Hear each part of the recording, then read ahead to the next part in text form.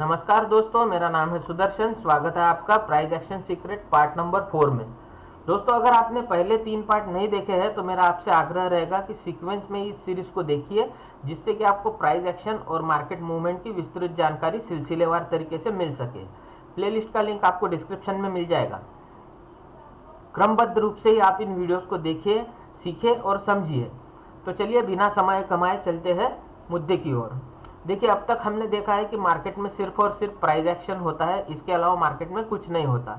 लेकिन ये price action किस दिशा में चल रहा है, इसकी गहरी समझ हमें तभी आएगी जब हम मार्केट के साइकिल को समझेंगे। जिस तरह हमने स्कूल में वाटर साइकिल या फिर लाइफ साइकिल को पढ़ा है, उसी तरह मार्केट में एक प्राइस साइकिल होता है और उसी प्राइस साइकिल के अकॉर्डिंग प्राइस एक्शन बनते हुए हम देखते हैं। मार्केट को अपना साइकिल पूरा करना होता है, जिसे वो प्राइस एक्शन मूवमेंट के द्वारा पूर्ण करता है। आइए समझते हैं मार्केट साइकिल क्या होता है। देखिए, मार्केट 2 तरीकों से अपना साइकिल कंप्लीट करता है, या तो मार्केट रैली करेगा या फिर ड्रॉप करेगा। लेकिन इन दोनों सिचुएशंस में वो एक बेस क्रिएट करेगा। ये जो बेस मेकिंग की प्रक्रिया होती है, इसी को ही हम कंसोलिडेशन या एक्यूमुलेशन कहते हैं। इस कंसोलिडेशन के बाद में एक डिस्ट्रीब्यूशन फेज आता है, उसकी चर्चा हम बाद में करेंगे। फिलहाल हम कॉन्सेंट्रेट करते हैं कंसोलिडेशन के ऊपर। देखिए, ये कंसोलिडेशन कुछ घंटों से लेकर कुछ दिनों का भी हो सकता है। जितना ज़्यादा ये कंसोलिडेशन होगा, उतना ही ज़्यादा ड्रॉप या रैली हमें देखने को मिलेगी। जो भी रैली या ड्रॉप जो भी आएगा, उसी को हम डिस्ट्रीब्यूशन कहते हैं। तो ये ज़्यादा टेक्निकलिटी की तरफ ना जाते हुए हम सीधा चार्ट पर चलेंगे और देखेंगे कि ये चीज़ कैसे होती है, वर्क कैसे करती है। देखिए, यहाँ पर हम देख सकते हैं rally, base, rally, drop, base, drop, drop, base, rally. ये हो गया है ये कंप्लीट मार्केट साइकिल। अब ये कब होता है? जब हम ऑलरेडी अप ट्रेंड में चल रहे हो और अप ट्रेंड में हमें एक रैली देखने के बाद एक कंसोलिडेशन फेज देखने को मिले, एक्यूमुलेशन फेज देखने को मिले। मार्केट जो है अपने सपोर्ट को होल्ड करके चलता है और सपोर्ट को होल्ड करके उसके ऊपर एक बेस क्रिएशन करता है। जब ये बेस यहाँ पर ऊपर की ओर क्रैक होगा तो यहाँ पर हमें अच्छी खासी रैली देखने को मिलेगी। देन अगेन ड्रॉप होता है, बेस बनता है और वो बेस क्रैक होके नीचे की ओर अगेन हमें एक न्यू ड्रॉप देखने को मिलता है। ये साइकिल हमें कब देखने को मिलेगा? डाउन ट्रेंड में। देन ये एक रिवर्सल साइकिल होता है। ये हमें कब देखने को मिलेगा? जब ड्रॉप हो रहा है और मार्केट अपने किसी एक मेजर सपोर्ट पर आ रहा है। अब ये मेजर सपोर्ट हमें कहाँ देखने को मिलेंगे? देखिए, जब भी हम इंट्राडे ट्रेड करते हैं, हम ज़्यादातर आवरली या 15 मिनट टाइम फ्रेम को हम प्रेफर करते हैं। लेकिन इसके अलावा भी ऑफ मार्केट में हमें डेली टाइम फ्रेम और वीकली टाइम फ्रेम का भी कभी कभी एनालिसिस कर लेना चाहिए, क्योंकि जो है जो बड़े पोजीशंस जो होते हैं, स्मार्ट मनी जो होता है, वो कभी भी इंट्राडे में प्ले नहीं करता है। वो हमेशा लॉन्ग टर्म में इन्वेस्ट करता है और उनके पोजीशन जो होते हैं फ्यूचर्स में ज़्यादा बने होते हैं। तो जो है वीकली चार्ट पर जो एक स्ट्रॉन्ग बेस हमें देखने को मिलेगा, आइए चलिए देखते थे। इसको कन्वर्ट करेंगे हम वीकली चार्ट में।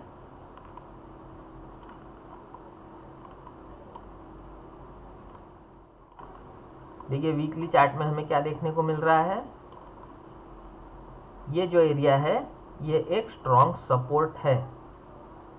किस तरह स्ट्रॉन्ग सपोर्ट है? देखिए, यहाँ पर जो है प्राइस ने इसको रेजिस्टेंस प्रोवाइड करने का काम किया था। कौन से प्राइस पॉइंट पर? 39,285 रुपए के प्राइस पर पहले रेजिस्टेंस प्रोवाइड किया था मार्केट को। तो अभी जो है मार्केट खड़ा है उसी प्राइस पॉइंट पर।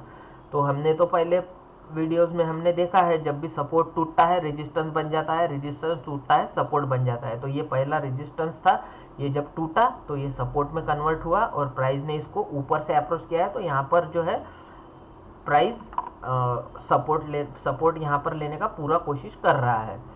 अगर ये इसका रिस्पेक्ट होता नहीं है, प्राइस नीचे आ जाता है, इसको अगर रेजिस्टेंस की तरह ट्रीट करता है, तो यहाँ पर हमें फिर rally base drop base drop हमें देखने को मिलेगा।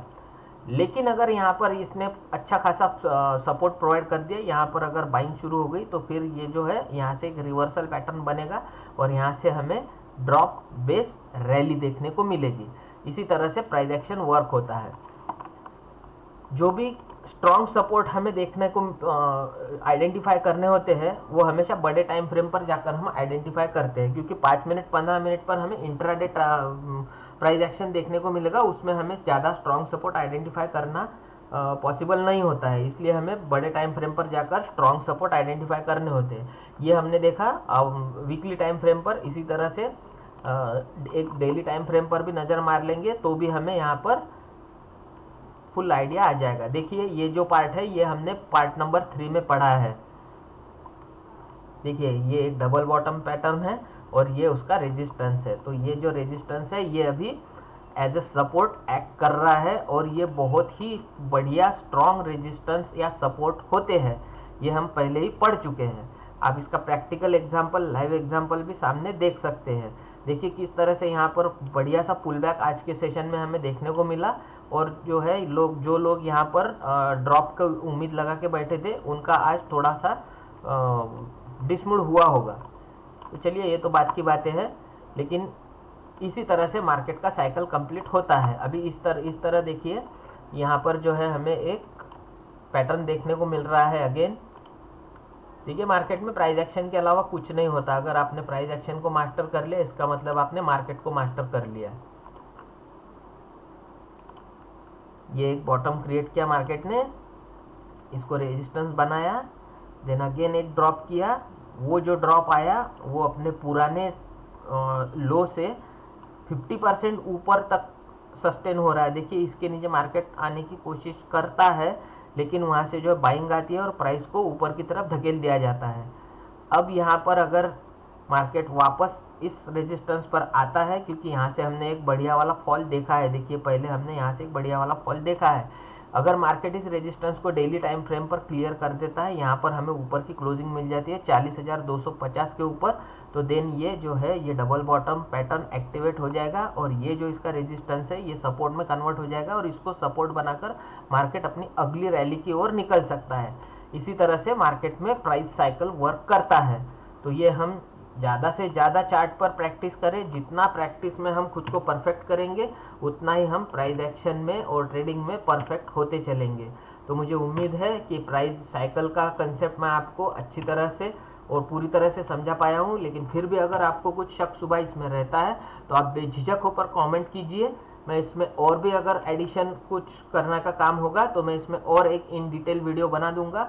लेकिन फिलहाल के लिए मुझे दीजिए इजाज़त। मिलते हैं नेक्स्ट किसी वीडियो में, तब तक के लिए नमस्कार।